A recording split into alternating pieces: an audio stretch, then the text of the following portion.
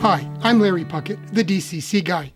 Today on the DCC Guy, I want to go over with you how I installed a LokSound version 5 decoder in this Atlas S2 switcher.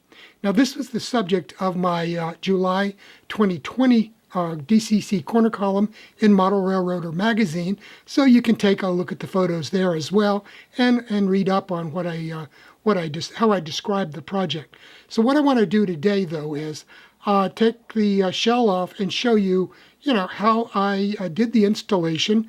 A couple of little things that I did that may not have been obvious from the article, and then we'll put it all back together and we'll put it on the track and give it a test drive so you can hear what it sounds like and see, how smooth it does operate. So let's go ahead and get started.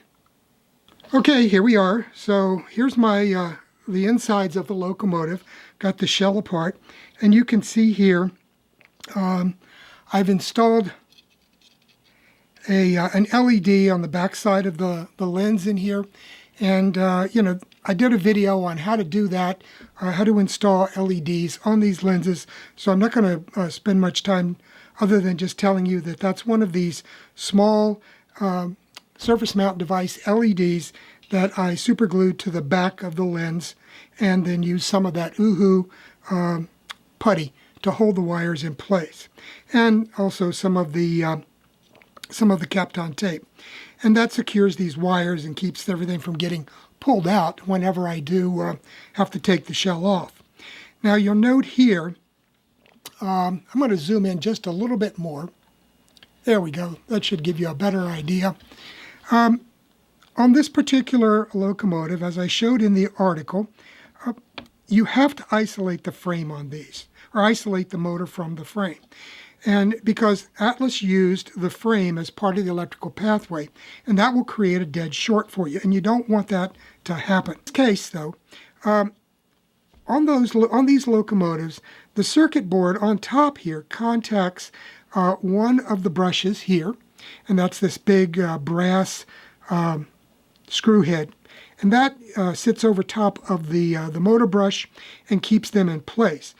But it gives you a nice place to solder to create one contact, and then I just put a screw in the screw hole that was here already to use as the other contact.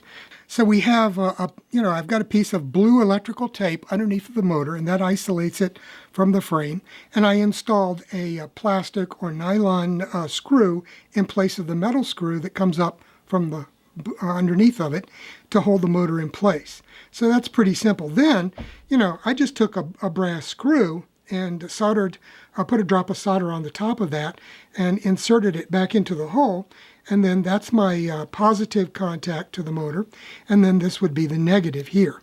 Okay, so that is that's the order in which we have the motor connections, and then it's a simple black-red connection to the track power pickups here. So fairly straightforward. Then I took, and to keep all of these wires from getting down here into these flywheels, I went ahead and put a piece of black styrene on top of the motor here, and it's just floating there.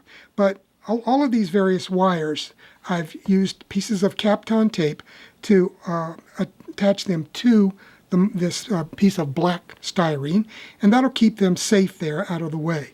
And of course I've got my little decoder just floating here on top of the truck. Okay, I used a small piece of double-sided foam tape to hold that in place there. And it sits there quite nicely. It's got plenty of air movement around it inside the cab, so it's not going to overheat.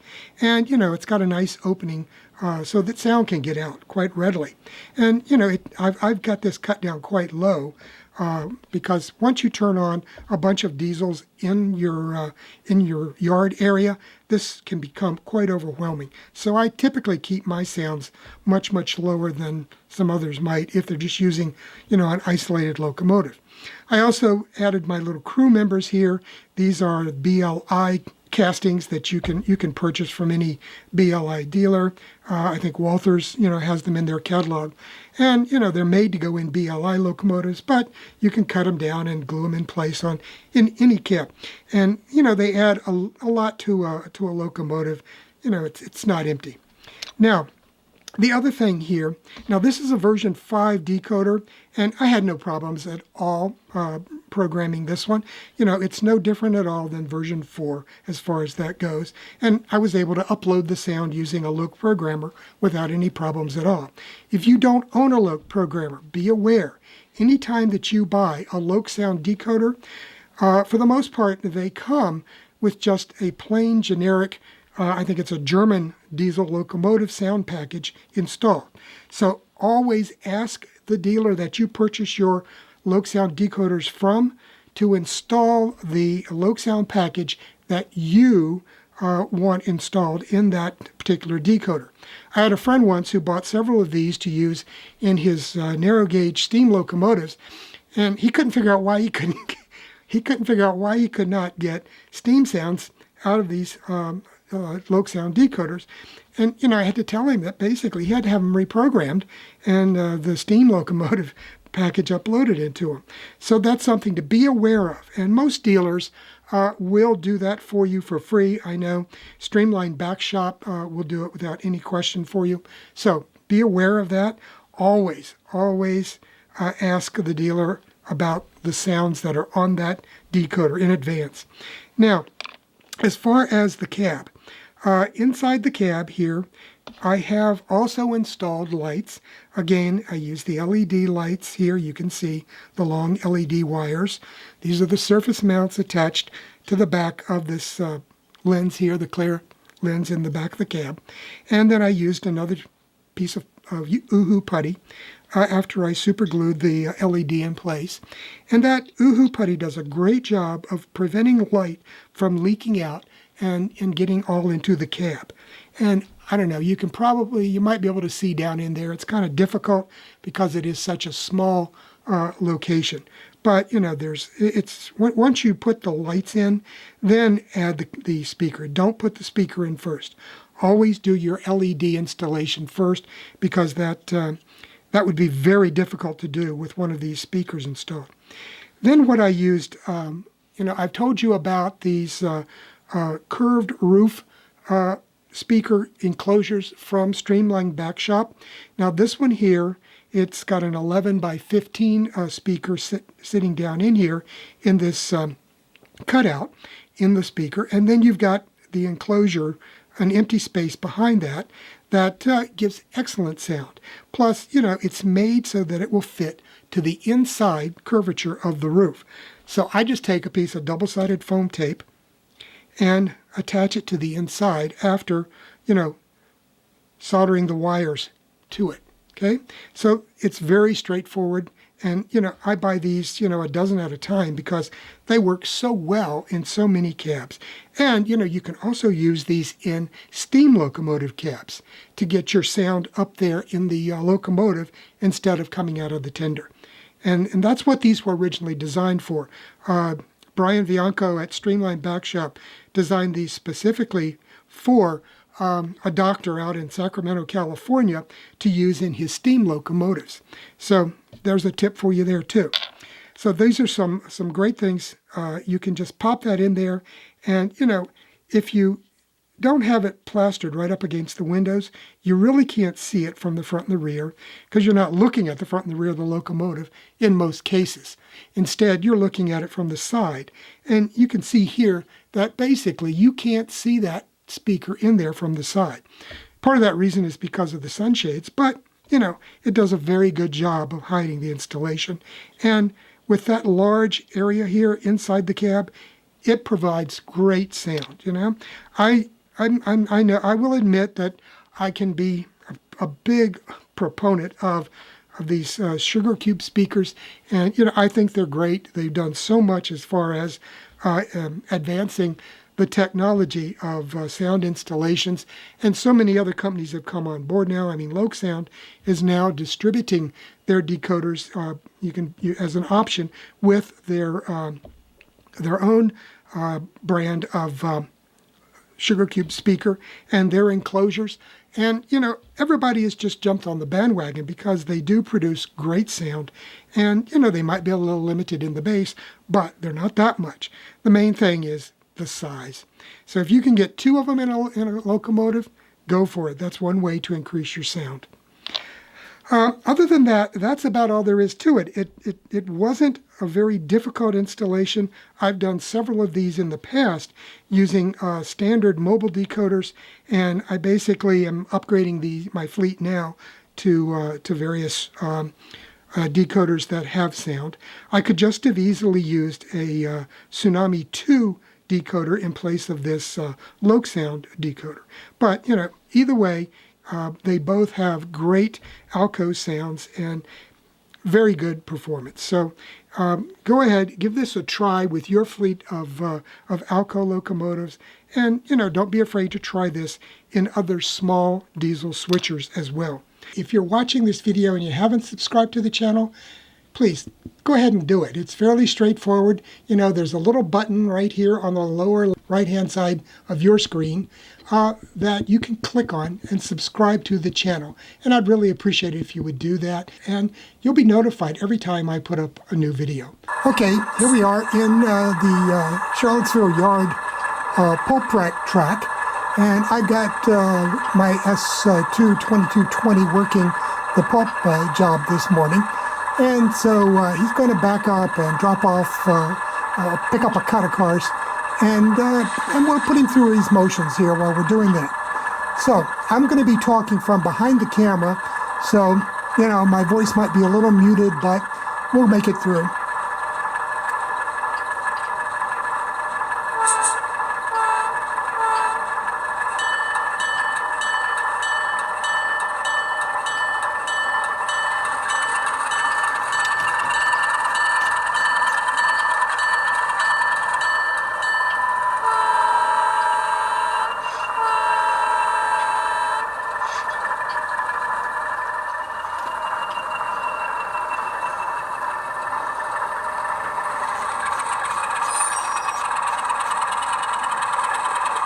Okay, let's back him up and cut this car loose here. The little white marker on the side of the track marks the location of the KD permanent magnet.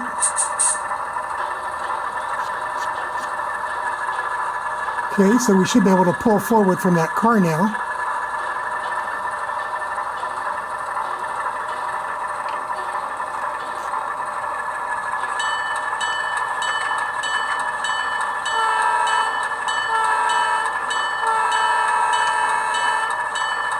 Okay, let's back up and we'll reconnect and pick up that cut of cars again.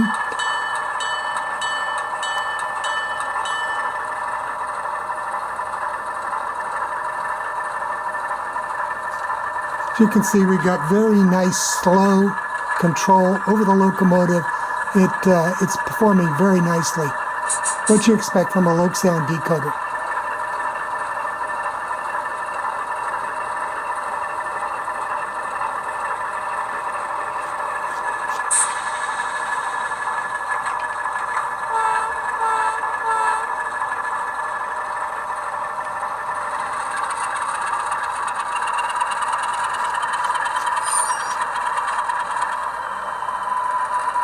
Okay, when I ramp up the RPMs, you'll be able to hear that turbine kicking in.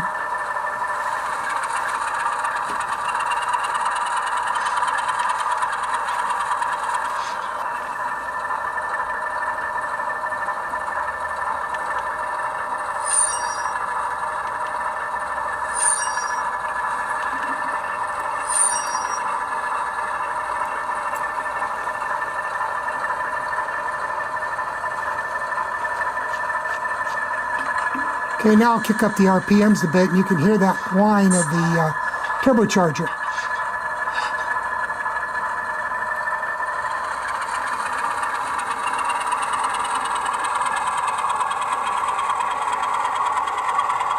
And that's it for the day.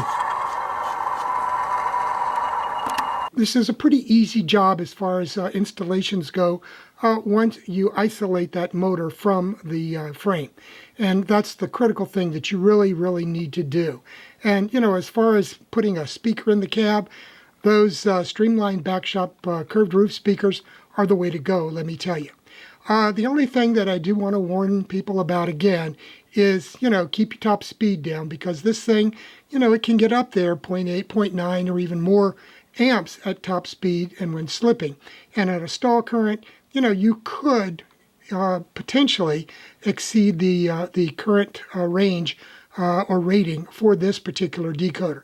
However, this is just going to be operating in a yard setting, so it's not going to be in a lot of situations where it's going to stall or where it's going to be slipping. Plus, I went ahead and cut the top speed down, by setting the top speed at about 150 instead of the 255 full out level. So that should keep it from overtaxing this decoder. So I hope that gives you some ideas on how you can go about installing a decoder in your Atlas switcher or any other small switcher like this. It's pretty standard run-of-the-mill type installation as far as small installations go. Take it easy, have a safe weekend, and we'll see you next week with a couple of more videos. Bye now.